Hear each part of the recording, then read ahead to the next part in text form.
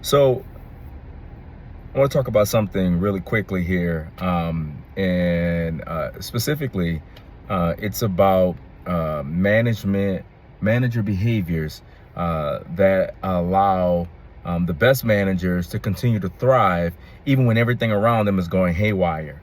And so I'm calling it um, um, manager bounce back. Right. This is about how certain types of managers have the ability to bounce back regardless of what's happening in the operation, regardless of what's happening in their personal lives immediately. They have the ability to quickly bounce back and shift into a place of impact in their operations, with their teams, in their responsibilities. And it's essentially built off four things, and I got them kind of written here in front of me so I'll remember them in order. But number one, managers who bounce back, they resist the urge to endlessly dissect problems in the past that have impacted their present. And look, this isn't easy. That's not easy to do. And the reason why is because it's human nature to remember the things that may have hurt us. It's honestly completely sensible to want to avoid things that cause you pain, or try to understand how those things have come into fruition so that you can prevent yourself from doing them again. So it's sensible it's sensible to try to prevent these things. It's sensible to try to understand what happened so you can prevent it in the past. What's not sensible is dwelling there so long. It paralyzes your ability to make decisions now and move forward. Number two, managers that bounce back, they quickly shift to determining what they can control. Now, this is a big one, and this is probably the prime mover on all of the ones I'm going to mention. Managers who bounce back, they quickly shift to determining what they can control. So they're looking at what's happening now. They're looking at what's in their immediate disposal. They're looking at other things that they can easily control. Which things, which of these things do they have at their immediate disposal and can take action on? Now, this is a developed skill. This is not something that you are born with. I would imagine that most people who do this really well have either gone through years of training, or they are in a position where they had, maybe when they were children, they had parents who purposely developed their ability to make independent decisions and allowed them to struggle in certain areas to an extent.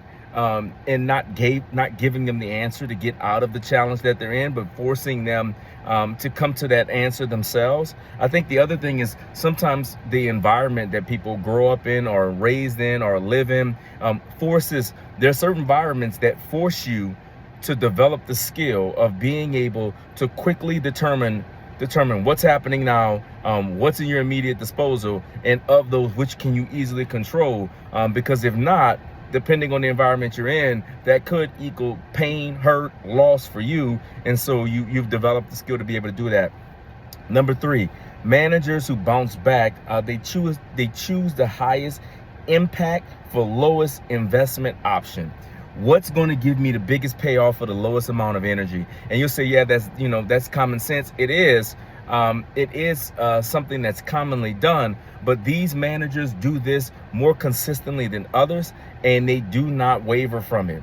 They're choosing what is the highest impact for the lowest investment that I can get, so that I can continue to move forward. And then lastly, managers who bounce back versus those who don't, they make this way of operating a habit. And it's not just a habit, but it's a ritual, it's a routine. It's something they hold dear to. So they protect their right to choose. They protect their right to be able to make independent decisions to move a business forward. These are the managers that if there's too much micromanaging going on, if there's too many controls that beyond what's sensible to protect the company's proprietary ways of doing things, where you have somebody who wants to think for you and talk for you and tell you how to operate, essentially manage vicariously through you. These managers don't operate well in that environment, because they want to protect their right to choose, because their right to choose and to act is all a part of how they can continuously be resilient at managers. Here what I'm calling bounce back. So you know, how do you become the type of manager who can bounce back, who can demonstrate a level of resilience that allow you to keep the business moving forward and continue to keep progressing? Number one, you resist the urge to endlessly dissect the problems in the past that have impacted your present. Number two, you quickly shift to determine what you can control. Number three, you choose the highest impact for lowest investment option. And number four, you meticulously protect your right of developing a habit of choosing and making decisions to move the business forward. That's how managers develop and become bounce back managers. I hope you enjoyed this. Talk to you again soon.